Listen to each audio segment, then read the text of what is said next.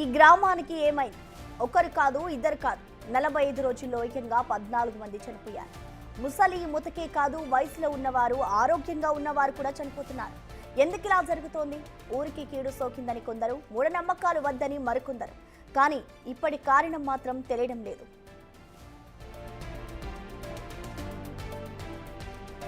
కరీంనగర్ జిల్లా జమ్మికుంట మండలంలోని విలాసాగర్ గ్రామంలో గత కొద్ది రోజులుగా వింత మరణాలు సంభవిస్తున్నాయి. 45 రోజుల్లో 14 మంది చనిపోయారు.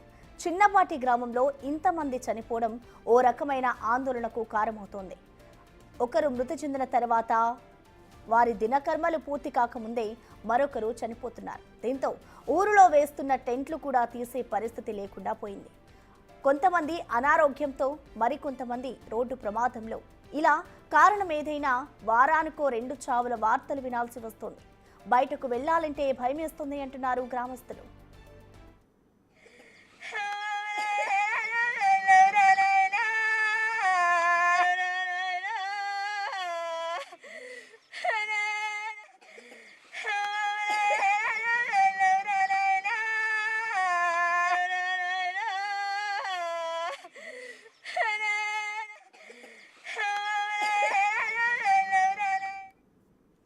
దీనికి సంబంధించిన పూర్తి సమాచారాన్ని మా ప్రతినిధి శ్రీనివాస్ లైవ్ లో అందించడానికి సిద్ధంగా ఉన్నారు.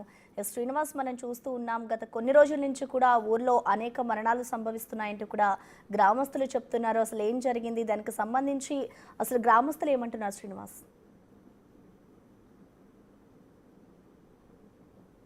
ఎస్ ప్రసన్న, కరీంనగర్ జిల్లా విలాసాగర్ జమ్మికుంట మండలము విలాసాగర్ గ్రామం లోపల ఒకరి తర్వాత ఒకరు దాదాపుగా ఇప్పటి వరకు 14 మంది ఆ గ్రామం లోపల 40 రోజుల వ్యవధి లోపల 14 మంది మృతి చేయడంతో అయితే ఆ గ్రామస్తులు అయితే భయాందోళనకు గురవుతున్నటువంటి పరిస్థితి కనబడుతుంది. ఎందుకంటే ఒక వ్యక్తి చనిపోయిన తర్వాత ఆ వ్యక్తి దశదిన కర్మ పూర్తి కాకముందే మరొక వ్యక్తి చనిపోయాడు. అలా కంటిన్యూగా 40 రోజుల నుంచి కూడా వరుసగా 14 మరణాలు సంభవించినాయి. అంటే ఆ గ్రామం లోపల ఏదో జరుగుతుంది అనేటువంటి అయితే భయం అయితే ఆ విలాసాగర్ గ్రామాన్ని వెంటాడుతున్నటువంటి పరిస్థితి కనబడుతుంది. ముఖ్యంగా ఇక్కడ విలాసాగర్ గ్రామం లోపల గ్రామానికి కీడు సోకింది. అంటే ఈ వరుస మరణాలు జరుగుతున్నటువంటి నేపథ్యం లోపల గ్రామానికి ఆ కీడు సోకిందని చెప్పి అక్కడ ఉన్నటువంటి స్థానికంగా ఉన్నటువంటి ఒక పంతులు చెప్పడంతో ఊరందరూ కూడా ఇంటికి తాళాలు వేసి ఊరి బయట ఉన్నటువంటి వాగుకు వెళ్ళి అక్కడ ఉదయం 7 గంటల నుంచి సాయంత్రం 6 గంటల వరకు, అంటే ఉదయం తెల్లారిన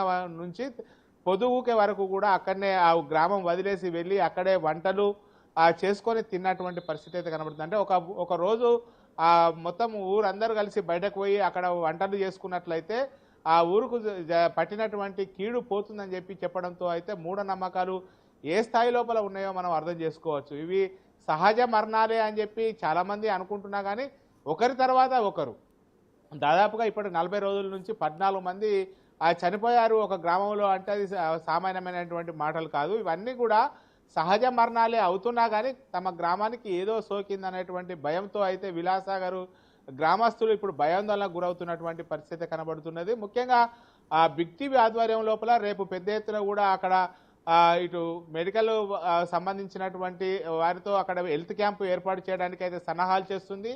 అదేవిధంగా జన విజ్ఞాన వేదిక ద్వారా కూడా మూఢనమ్మకాలు నమ్మద్దు అనేటువంటి ఒక అవేర్నెస్ కల్పించేటువంటి ఆ ప్రోగ్రాం కూడా బిగ్ టీవీ ఆధ్వర్యం లోపల ఏర్పాటు చేసేటువంటి ప్లాన్ కూడా చేస్తున్నటువంటి పరిస్థితి అయితే కనబడుతున్నది.